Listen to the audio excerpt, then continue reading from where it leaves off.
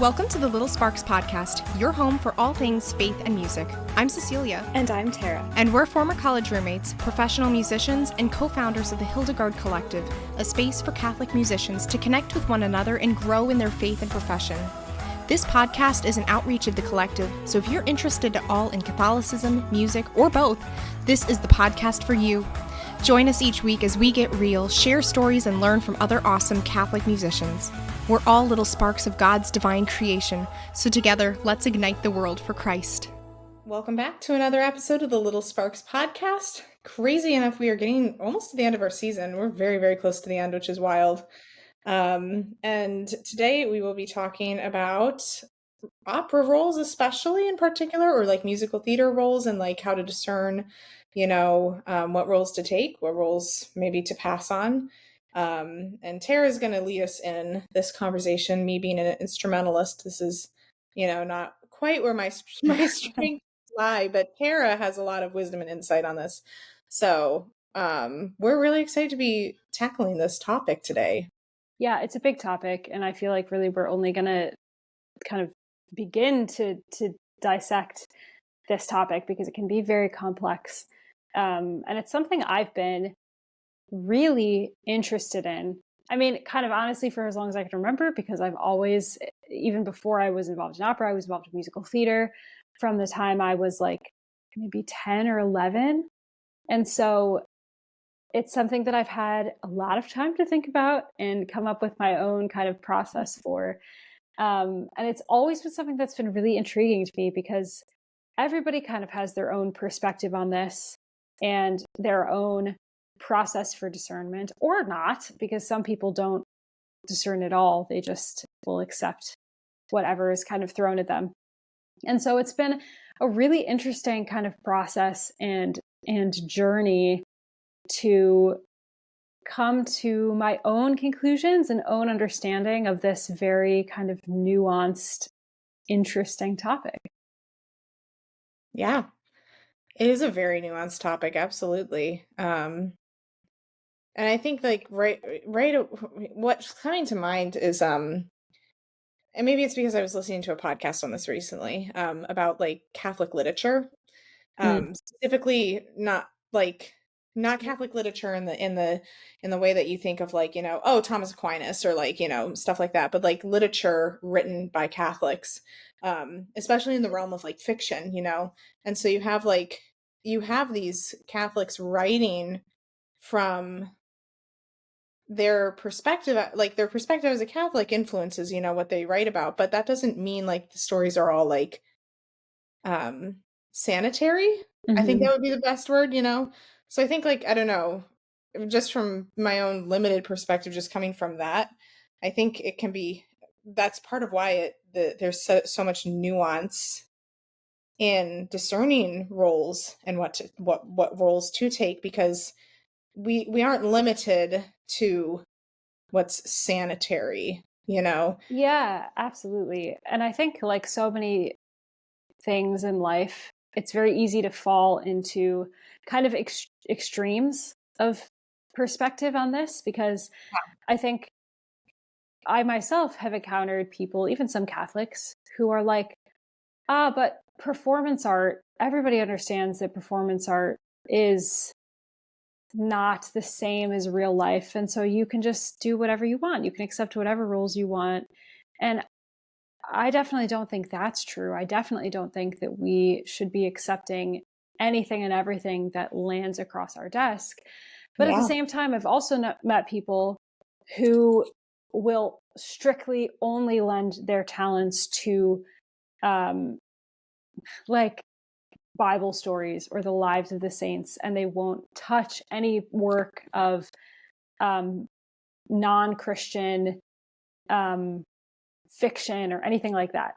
And I think, I think it's really easy to fall into one of those two extremes. And I understand it in the sense that it's probably easier, it probably is like less work on you to take on one of those perspectives because it requires less like mental energy in terms of the discernment of those things. But I actually think it's super important for everybody whether you are in like a performance type role or not, to develop their own perspective and understanding of this issue. Because I think no matter what your career is, you could be working in a corporate office somewhere in like the Bronx, I don't know. But I think everybody in their professional life will encounter questions of morality to a greater or lesser degree. Yeah.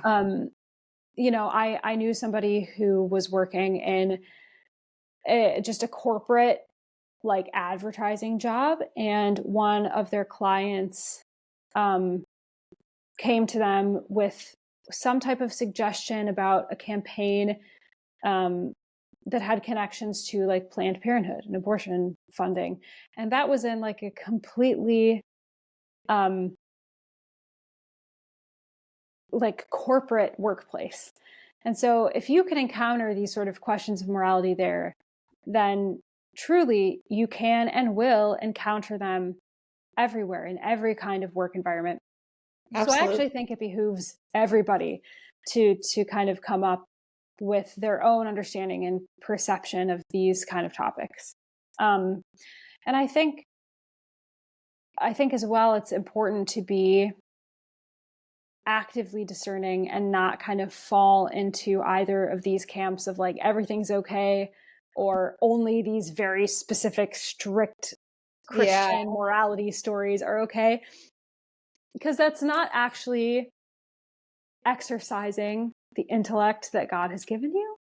And I think it's while it might feel safe, like we're not meant for safety, right? Yeah. Like we're meant to be discerning and diving into these things. So like do that. I just would really encourage you first and foremost. And actually, something can I add something on that note that I just read this morning in an article about using the gift of reason and faith together, you know. The author of this article was pointing out that, you know, scripture shows us very clearly what happens to those who bury their gifts or talents, and bearing the gift of reason. That's a big one. That's a big one. It's a gift. It is a huge gift from God. Like that, you know, Thomas Aquinas like points out, you know, that distinguishes us from animals, you know, like the fact that we have this gift of reason, this ability to choose what's right and what's wrong. And so when we toss that gift aside or we use it poorly, like we're gonna have to answer for that someday. And I don't know about you, but I know I'm gonna have a lot to answer for, you know, someday. We all are, you know. Yeah. And I really, really, really don't want to get to, you know, my particular judgment and the Lord be like, seriously, I gave you this gift of reason. Why did you not use it? You know, obviously he's like that, you know. Like he'll probably more likely just look at me with a look of disappointment and I'll just be like, you know, ashamed forever. You know, like that's just, you know, it's just something to think about, I think, you know, is that reason is a gift, and scripture shows us what happens to those who don't, like, who bury their gifts. So yeah, I think sometimes when we think about like the parable of the talents, right, and stuff like that, we think about like, I think because the word talent is like used in the title of that parable, we tend to think of things like, oh, I'm really good at singing, so I should go cantor at church. And like, yes, absolutely, for sure. But gifts, our gifts and our talents extend so well beyond these like party tricks that you can pull out, and things like our reason and the use of our bodies are also gifts that we are called to be using wisely and prudently for the kingdom of heaven and the glory of God. And something, when it comes to this topic, I think this is a story that I've shared before, but it has really stuck with me, and it kind of tipped the scale for me in terms of my own being able to start really defining how I personally discern roles and jobs that come across my desk. And I was watching a YouTube video years ago at this point by some like Christian YouTubers, and it was a couple, and he is an actor. Okay. And he was talking about this topic of kind of discerning roles, what that means for him, particularly in regards to his marriage, because what do you do if you're in the script, you're supposed to kiss this other character? Or where do you draw the line in terms of like physicality in acting, especially with like a scene partner in that regard? And people had been asking him questions about this, so he's kind of addressing the questions. And something that he said in the span of this conversation was how when he watched the Passion of the Christ film, which is, I think nobody would argue if you said that is an incredibly Christian film. Like it's very, right? It's like the most Christian, it's literally the story of salvation history. It is like the most Christian story you could possibly tell ever. And so true. It is widely considered one of the greatest films ever made. It's very well done. It's an excellent depiction of this crucial biblical event, right? So like, I don't think anybody's going to argue that it's an incredibly Christian film. But part of its impact and the profundity of how it affected people was that the devil is portrayed in that film. And you see Satan at several points throughout the film, kind of there at these events of the passion and death of Christ. Sometimes quietly observing, sometimes mocking or taunting or, being this evil demonic presence. Right. And that is part of what makes this movie so impactful to people. And there's a real woman who like played Satan in this movie and had, even though she was playing literally the devil, like literally the most evil character you could ever possibly play. Yeah.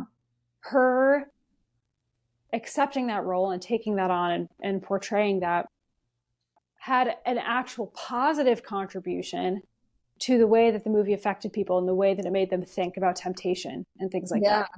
Yeah. And so when I heard him say this in this video, I was like, oh shoot, I've never thought of it like that before. Because I probably would have previously, prior to hearing this, erred more on that side of caution of like, if I can't positively identify like family biblical values in this story, like I'm not going to be a part of it. And that really made me stop and think and go, wait a minute, this is so much more nuanced than I had been previously thinking about it. And it made me stop and ask a lot of questions about the way that I think about the morality of roles that I'm offered. Because like, it's actually funny. Like I come from a very non-musical family, right? That's like not a secret. And part of the reason that my parents were okay with me studying classical voice is because they were like, oh, that's the safe and like the clean option. And like classical music is all wholesome and everybody who works in classical music is like nice and has good values. And like, I think there's this, yeah, no, right. I think there's this like total misinterpretation by people who like truly, I love them, but I don't think my parents know anything about like classical music at all. And they had this perception that in some ways, like when I was first starting out in this world, kind of rubbed off on me a little bit of like, oh yeah, it's all like clean and family friendly and nice and fairies and rainbows. And it's so not the case at all. And I remember being like really shell-shocked a little bit the first time I discovered that there's like actual moral corruption in some of these shows, and some shows that are like in opera canon that like are performed fairly regularly. And I'm like, that like blew my mind. I was like, I didn't know this was the thing. I thought I was escaping this. And so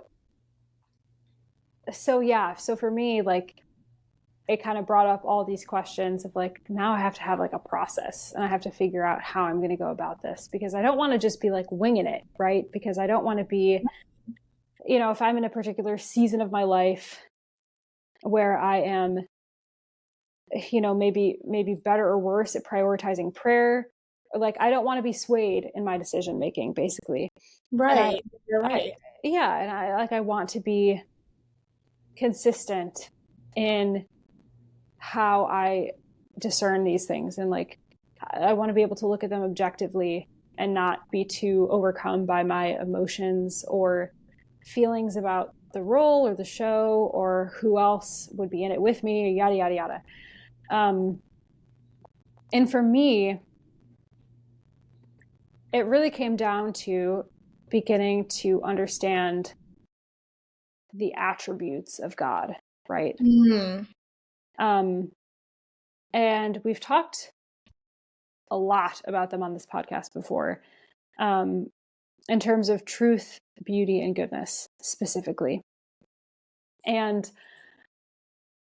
for me, like, again, it's all very nuanced, right? But yeah, if I look at the messaging of a show overall, I try to kind of come at it from an audience perspective. If I'm reading the plot or the libretto of a show and trying to understand, okay, if I was sitting in the audience, what would my takeaways be from the show as a whole? Are those takeaways good, beautiful, and true? And with the show as a whole, for me, again, if I feel like an audience is going to walk away with a conclusion that is lacking in one of those three areas, that's an automatic no for me. Like, because I might be able to play a specific character one way or another, depending on the way I want to portray that specific character. But if the overall show and the overall experience is going to lend itself to something that is not good, not true, or not beautiful, that's a wider problem than I would be able to fix as an individual artist. That's a problem with the show itself in one way or another. So for me, unless, like, this has never happened before, but if like a creator or a librettist or composer or something was asking me for feedback and I could actually try to influence that in some way, then okay, maybe I'd like leave the project on the table and see what happens with it. But again, that's so rare. I don't know of any circumstance of that happening to myself or anybody that I know. So that for me would be like an automatic, we're knocking it out. But if I feel like the audience will walk away having an experience that is true, good, and beautiful, then I go look at my specific character and what that would entail in the show. Okay. And I think, similar to our conversation earlier when we were talking about like the casting of the devil in The Passion of the Christ, I do think that you can portray people making like morally bad decisions to demonstrate that they're morally bad decisions, if that makes sense. And to demonstrate and show an audience that this is indeed not the way you want to live your life and not the kind of decisions you want to make. Yeah. And I think there's definite value in that, because even myself, like, thankfully, it's never been anything too dramatic, but sometimes I'll go see a show and I'll see a character who displays a particularly negative trait, right? Maybe that's like complaining or annoying their little siblings or something. And I'll see something of myself in that and go, oh man, I should really work on that. That's like, you feel kind of called out by these characters. Yeah. And people have different struggles, right? So if you're portraying a drug addict, for example, or somebody who has maybe other types of substance abuse issues, let's say, I think we can all agree that's probably not the most moral character you could be portraying.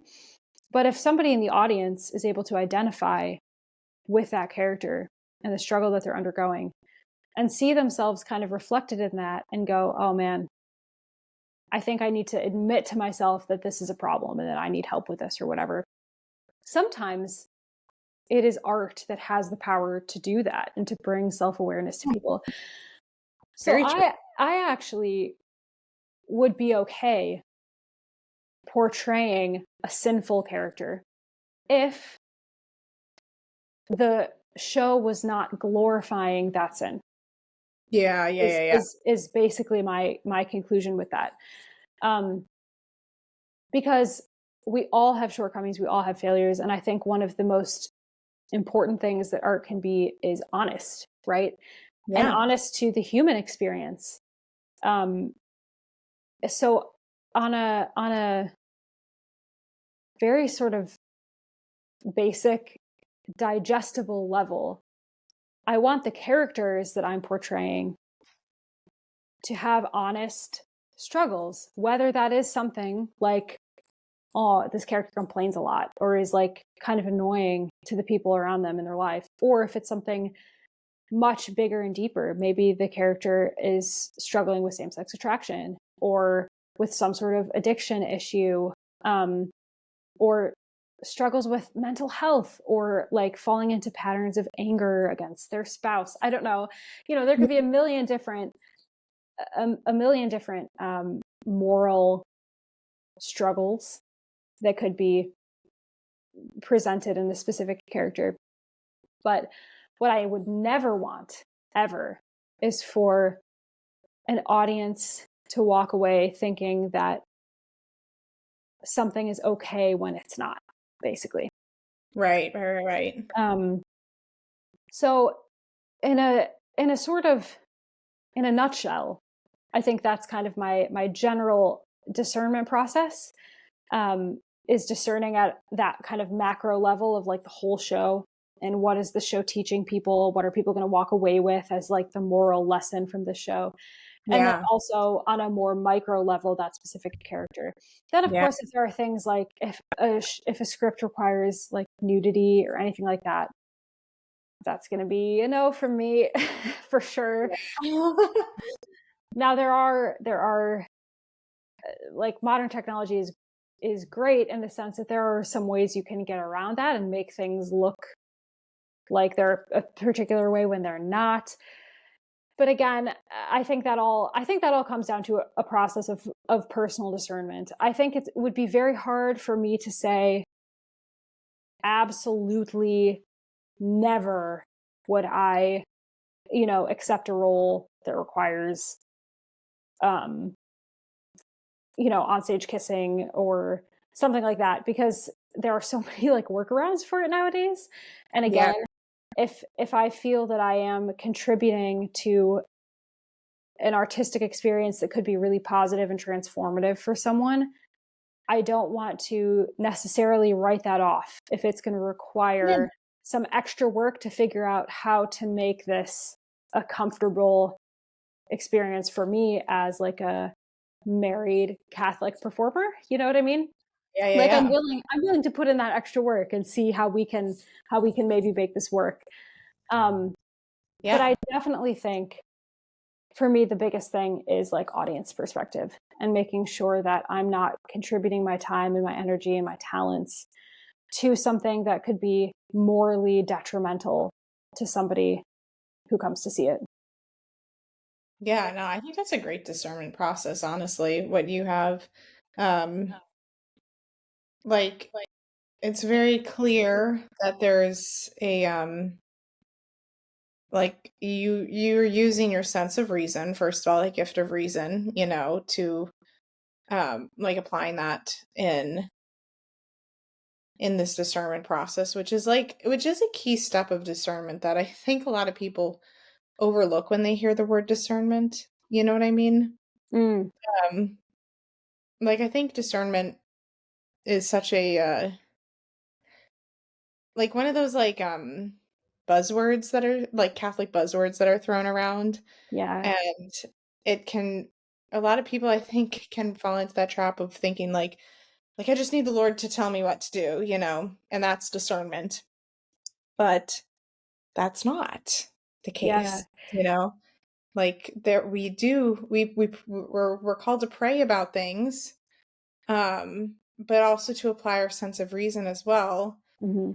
And look for where there's peace and make a decision, Yeah.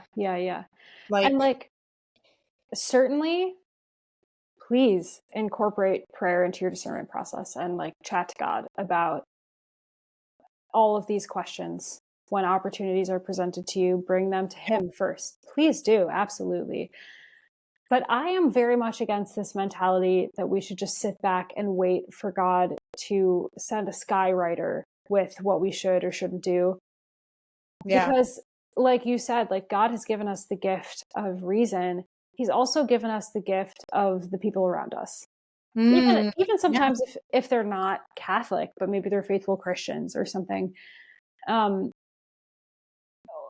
It could be the priest at your parish. It could be your mom. It could be your youth group. I don't know. It could be so many different people who the Lord can work in and through to help you have these meaningful and important discussions and begin to understand where it is that he's calling you and what decision that he's calling you to make with things like this. Yeah. And I think God speaks in and through all of these things. It comes down, sure, maybe partially to the way that we feel about something. If you're feeling like a total lack of peace, don't go forward with the project if it's really disturbing to you for some reason in some way. That's okay. But that's also not everything either. And it's really important to be able to have a discourse with God and with the people around you and with yourself to determine what the best course of action is. It really is so individual. It's so personal when it comes down to all of these questions. I also think something I wanted to kind of touch on quickly is I've heard this question asked sometimes by people of well, why does it even matter? Again, because if it's clear that something is artistic performance, why shouldn't you just be able to do whatever you want? Because people, theater goers or movie goers, if you're working in cinematic media, people know that's not real life. People know that it's art. So why does it matter if you're portraying something immoral? Because people know that it's fake. Yeah. And I think it's a valid question, but I think it's a very limited perspective, especially now in the 21st century, because we have so much technology and so many very excruciatingly scientific studies that demonstrate the impact that art has on our real life perception of the world, of ourselves, of the people around us, of God and religion. And I think it's completely amiss and ignorant to say that it doesn't have an impact and therefore we should be able to do whatever we want. Because even stories that are clearly in a fictional setting with fictional characters, with Narnia, for example, right? Mr. Tumnus is a faun. Fawns don't exist. Like Roman fawns, you know what I mean?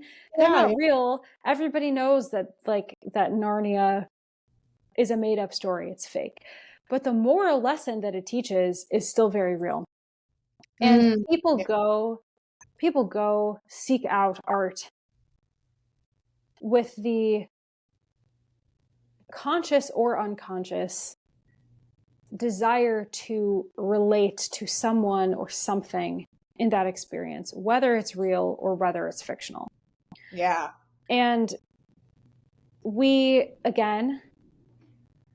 know that even the type of instrumental music that you listen to has an impact on your mind and on your cognition and your ability to connect emotionally to the things around you and to process the things happening in your life and so on and so forth. There are a million studies on things like this.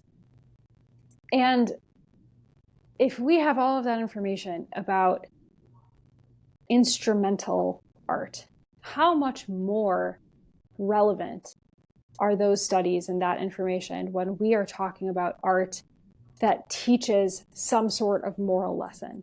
It becomes like paramount. It's so critical that we understand that what we're doing on that stage, or, you know, in whatever sort of medium we are executing our art, that is influencing people actively. Oh my And gosh. we have a responsibility to be aware of that and to act accordingly, Yeah. and to figure out exactly what it is that we want people to be understanding and gleaning from the art that we contribute to. Yeah. So I think to sit back and say, well, because people know and understand that it's fictional, so therefore it doesn't matter and you can do whatever you want, I think that's an incredibly ignorant perspective. Yeah, I wholeheartedly agree with that. I think, when we turn to art and we turn to fiction and, um, like things that come from the imagination, I think we really are seeking answers in the human experience. Mm, We look for answers in the human experience in the arts, in fiction, and opera and musical theater both are a very unique place where stories and music come together, in a way yeah. that you don't really find anywhere else. I think the only thing that can top it is film, where you're combining a lot of different um, art forms, into one thing. You've got your storylines, and you've got the soundtrack, and you've got dialogue, and you've got sound effects and all of that, cinematography as well. I think that's the only thing that really can top that in terms of how many art forms it combines, to Yeah, like yeah, yeah. to put something together. But opera and musical theater are both very unique in that sense that you're combining storytelling with music, and both have a lot of power on our hearts and our minds and our perspectives. Yeah. I think, we really seek out as humans to find in stories, answers to the human experience. Mm-hmm. And I think that we can see that, going all the way back through human history. Every civilization has their myths, Yeah. the myths that they looked for answers to the human experience in, Mm-hmm. So. And something else I would add on that distinction between opera and musical theater and film is that there's power in live performance as Yes. well. Yes. Yes. It can be very easy to dehumanize people when they're behind a screen, whether Yes. that is social media and you're like doom scrolling on TikTok, or whether that is a YouTube video or a film in the movie theater. It can be very easy to forget about people's humanity when they are pixelated in front of you instead of actual flesh and blood, a real live human being standing in front of you. And I think that there is something incredibly important about that live presence, and the fact that there is a soul. There's a soul of a live human being there in front of you, and they're delivering these lines and singing these songs. And sometimes if you're sitting close enough, like you can literally feel their breath and you can see the sweat on their brows. Yeah, People yeah. get really sweaty in live performance. It's crazy. Very true. Very true. And I think there's something that is really humanizing about that, to combat, the dehumanization that it's so easy to fall into across the screen, versus like something in you, maybe something in your soul recognizes the presence of another soul in front of you. And so I think that in a way adds credibility and power to these lessons that you're conveying to this audience. Because if people come in to some sort of live theatrical performance And in their minds or their hearts or their souls, they are searching for something, whatever that may be in their lives. And then there is another real life human being standing in front of them, giving them some sort of lesson or advice to help heal even a little part of that piece of them that's wounded. There is something incredibly moving and powerful about that. And I just think, woe to the people who do not take that responsibility seriously. Yeah. I agree with you on that. I absolutely agree with you on that. Yeah, it's huge. Like, I really don't think it can be understated what a great responsibility that is. And that's not to scare anybody away, because as I kind of mentioned at the beginning, we all have this responsibility to a greater or lesser degree in our professional lives and our personal lives as well with the people around us. And especially if you perceive and understand your career to be a small v vocation, right? To music, to the performing arts, and you invite God into that area of your life, that's going to be a very different experience, but like a very guided experience by God and by the Holy Spirit. Yeah. Than it would be for somebody who does not, by comparison, invite God and the Holy Spirit into that part of their lives. And so I think, like, with anything, you know, we're talking about discernment earlier, just invite God into these parts of your lives before you go on to perform, even if it's, you know, an instrumental piece. Invite God to come perform with you on the stage, to stand beside you and to influence the audience and direct the audience towards Him through your performance. You know, and if a contract comes across your desk and you have to discern whether or not it would be moral to accept this, like, invite Him into that process. Or if, it could be a million different things, but just, I think the really crucial, important part is to just invite God into every aspect, because it can be hard and it can be tempting sometimes, especially financially, to say no to things. It can be really hard because that financial stability is hard to come by. And like, I know that myself, like, I really do. And it can be really frustrating. And it took a very long time. And it's something I'm continuously every day having to learn all over again and remind myself to do, is to surrender even that to God, because God wants our goodness and our wholeness in every area of our life. And so if He's put you in a position to be employed in the arts, praise God, invite Him into that process. And He is going to give you the grace to be able to prayerfully discern what's good and what's not, to maybe accept. And if you are being led to turn down contracts for one reason or another, He is going to provide for you through those seasons of difficulty. Or maybe you're feeling a little bit unsure about your finances. I promise you, He will be able to provide for you in that. Absolutely. Absolutely. Well, on that note, that was such a good discussion about this topic. You know, I think that's a great place to wrap it up there.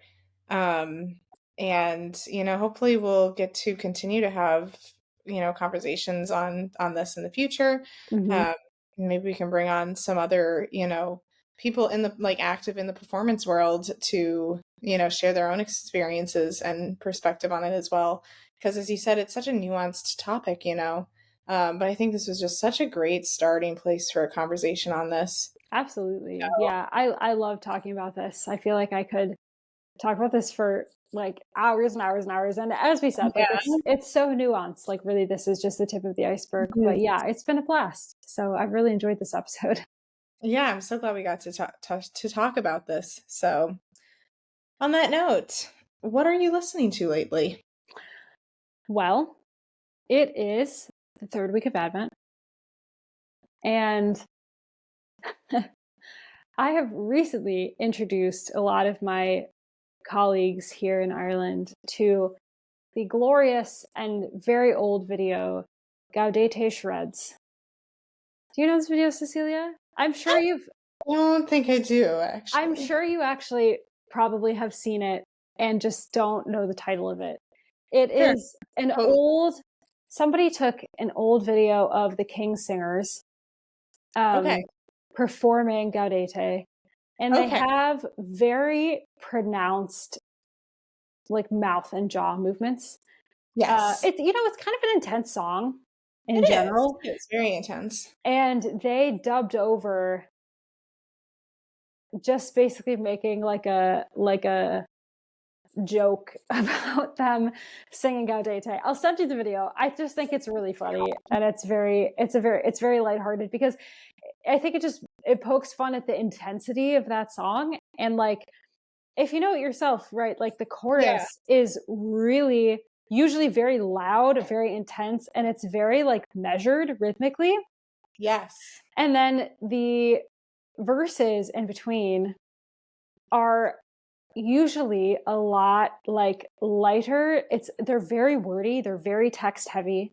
Yes. Oh And my God. yeah, and like it's just musically it's a very interesting song that I think plays with a lot of extremes of musicality, and this video kind of pokes fun at that, in even to the extent that like in the verses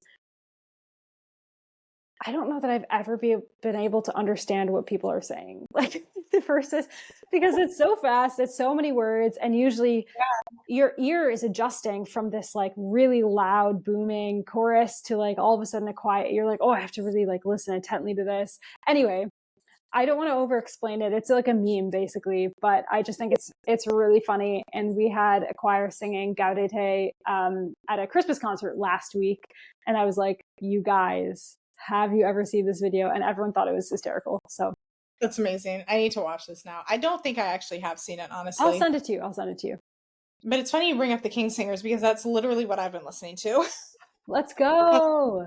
And it's their album I think it's from the late 90s. I want to say it was like released in 1998 or something like that. Mm-hmm.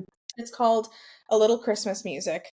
And the whole album is just amazing. You have some Gaudete is on that album actually. So great. that's fun. But it's just a whole wide range of you have some very beautiful, unique arrangements of very classic, Christmas carols. Mm-hmm. But then you also have, they have some beautiful arrangements of ones that aren't nearly as well known. And then you also have a few in there, like scattered in there, that are very like British humor tinged as well. You know what I mean? So like you just have this wide range of music in this album. And I grew up listening to it every Christmas season. My mom would put it on while we would, decorate the house or bake cookies, So I think I will be listening to this album every Christmas for the rest of my life because of that. But I've been listening to that lately. So That's yeah. so sweet. I love those Christmas albums that you can go back to that you just have positive memories and associations with. Oh my gosh, yes, it's the best. It's They're the the absolute best. best. Yeah. And like if you don't want to listen to the whole album, like if there are any tracks like to highlight, their rendition of I Wander as I Wander is just phenomenal. They also have a absolutely gorgeous arrangement of the Wexford Carol as well. Oh, love. And then the very last track is also worth listening to because it's very unique. It's Patapan, the classic, Patapan hymn, or not hymn, carol, but it's combined with, I don't remember exactly what the piece is called, but it's from a suite that George Bizet wrote, like an orchestral suite. I should know the name of this suite off the top of my head because there's literally a flute orchestral excerpt from this suite. But it's like they took part of that suite and combined it with Patapan, and it's really cool. That sounds really interesting. I will definitely have to go give that a listen. That'll be my playlist tomorrow when I'm at work. I'm during my 12-hour day tomorrow. So good luck. thank you. 'tis the season. It's the season indeed. Yeah. Well, thank you everybody for tuning in, and we hope that you're having a very blessed Advent, and that things aren't too crazy. If they are, though, know of our prayers for you. Yes. And God bless. God bless. Thanks for tuning in to this episode of the Little Sparks podcast. For more information on this podcast and our ministry, please visit www.thehildegardcollective.com.